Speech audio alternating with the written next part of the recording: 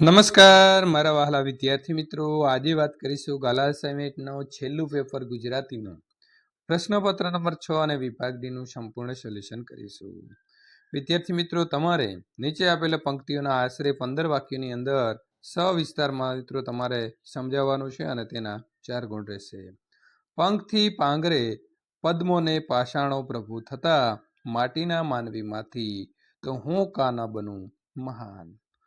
તો મિત્રો, પ્રસ્તુત પંક્તિઓની અંદર કવિ કહે છે કે કાદવમાંથી કમળ ખીલે છે અને પથ્થરમાંથી તો મૂર્તિની પ્રતિમા કાઢાય છે, તો પછી માટીનો બનેલો માનવી મહાન કેમ ન બની શકે?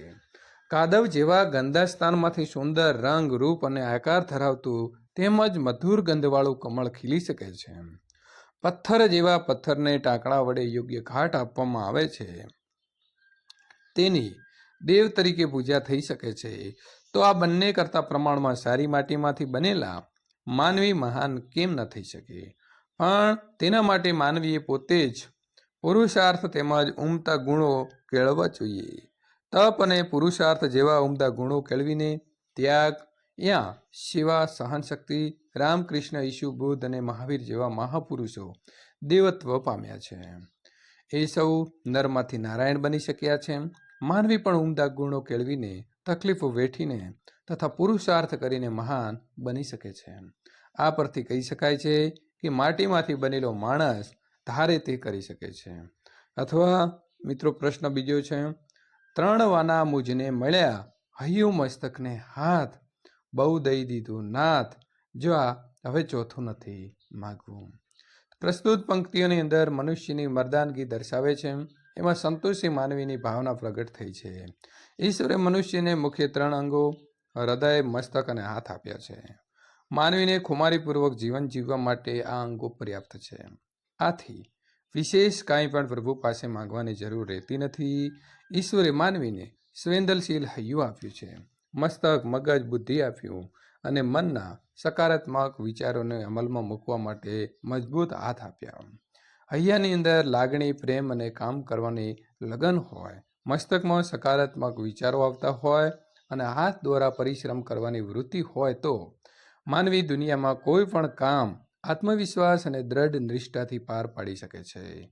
ભગવાને આ 3 અંગો આપીને જાણે દુનિયાનું સુખ ખોબે ખોબે આપી દીધું છે. આ પંક્તિની અંદર એનો પરમ સંતોષ પ્રગટ કર્યો છે. આથી ખુમારીપૂર્વક કહે છે, જા હવે મારે ચોથું નથી માગવું. પ્રશ્ન નંબર 54, તમારી શાળામાંથી નિવૃત્ત થતા શિક્ષકનો વિદાય સમારંભનો અહેવાલ આશરે તમારે 100 શબ્દની અંદર લખવાનો છે. નિવૃત્ત થતા શિક્ષકનો વિદાય સમારંભ. તો મિત્રો, તમારી સ્કૂલનું નામ અને તારીખ લખશો. અમારી શાળા, અહીં તમારા શાળાનું નામ લખવાનું છે. સાર્વજનિક વિદ્યાલયના અંગ્રેજી વિષયના શ્રેષ્ઠ શિક્ષક શ્રી બચુભાઈ ઠાકોર વય મર્યાદાના કારણે આ વર્ષે નિવૃત્ત થવાના હતા. તેમનો વિદાય સમારંભ શાળાના પ્રાર્થના ખંડમાં તારીખ 25/4/2020ના રોજ જાણીતા કેળવણીકાર શ્રી જગદીશભાઈ જોશીના અધ્યક્ષસ્થાને યોજવામાં આવ્યો હતો. શાળાના ટ્રસ્ટીઓ, શિક્ષકો, વિદ્યાર્થીઓ અને કેટલાક ભૂતપૂર્વ વિદ્યાર્થીઓ આ સમારંભની અંદર હાજર રહ્યા હતા. કાર્યક્રમની શરૂઆત પ્રાર્થનાથી કરવામાં આવી અને શાળાના આચાર્ય શ્રી મહેમાનશ્રીનો પરિચય આપ્યો.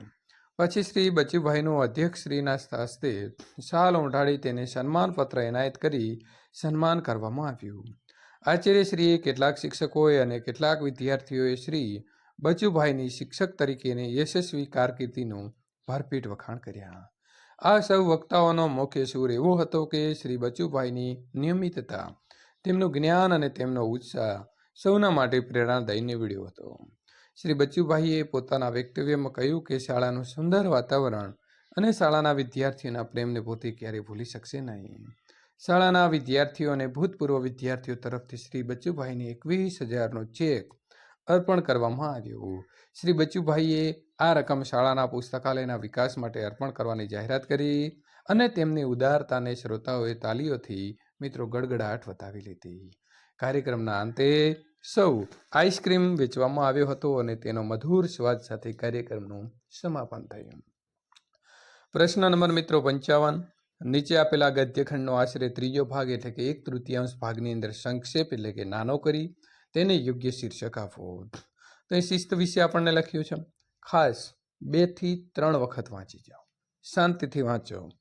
પછી આમાંથી નકામી લાઈનો કઈ છે એને કાઢી નાખો, એટલે તમારું કામ સીધું સરળ બની જશે. તો વિદ્યાર્થી મિત્રો, અહીં જુઓ, મેં એનું શીર્ષક આપ્યું છે કે સાચા વિકાસનું કારણ છે સ્વૈચ્છિક શિસ્ત. શિસ્તના બે પ્રકાર છે, સ્વયં શિસ્ત અને ફરજિયાત શિસ્ત. સ્વયં શિસ્ત કે સ્વૈચ્છિક શિસ્તના વાતાવરણમાં જ બાળકોનો સાચો વિકાસ થઈ શકે છે. આપણામાં સ્વયં શિસ્તની ભાવના કેળવાયેલી હશે તો અમેરિકા અને ઇંગ્લેન્ડની જેમ આપણા દેશની પણ પ્રગતિ થઈ શકશે. શિસ્તના અભાવે અનેક સમસ્યાઓ ઊભી થાય છે અને શિસ્તને સદવ્યવહાર જે છે તેની સાથે ગાઢ સંબંધ હોય છે. વિદ્યાર્થી મિત્રો, આપેલા મુદ્દાઓના આધારે તમારે આશરે 250 શબ્દોની અંદર નિબંધ લખવાનો છે. સ્વદેશ પ્રેમ. તો સ્વદેશ પ્રેમ વિશે મિત્રો અહીં લખી શકો છો તમે.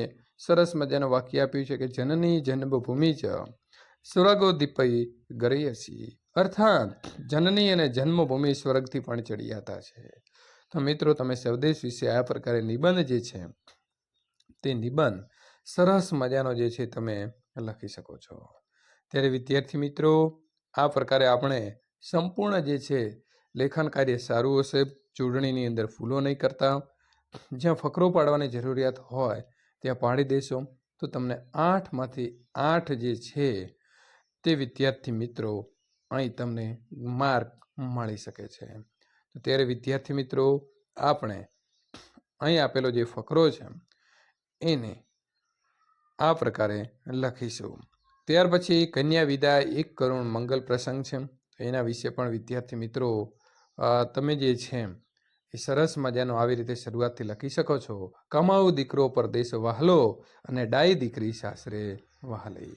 તો આપણને વિદ્યાર્થી મિત્રો એ સરસ મજાની જ્યારે બેનની વિદાય થતી હોય એના વિશેનો નિબંધ પૂછાઈ શકે છે, ત્યારે આ પ્રકારે આપણે જવાબ જે છે તે આપીશું. તો આપણે મિત્રો જ્યારે ગુણ જે છે તે સરસ રીતે આપણને પણ મળી શકે છે. સંપૂર્ણ એક એક બાબતને તમારે અહીં મિત્રો જોડતા જવાનું છે અને લખતા જવાનું છે. તો ત્યારે જ આપણે જે છે એ સરસ મજાનું આ રીતે લખી શકીશું. ત્યાર પછી જીવનની અંદર શિસ્તનું મહત્વ શું છે? તો જો અહીં પ્રસ્તાવના, શિસ્ત અનિવાર્ય, શિસ્તનું મહત્વ, શિસ્તના પ્રકાર, જ્યાં શિસ્ત ત્યાં પ્રગતિ, શિસ્ત વિનાનું જીવન અને ફરજિયાત શિસ્ત.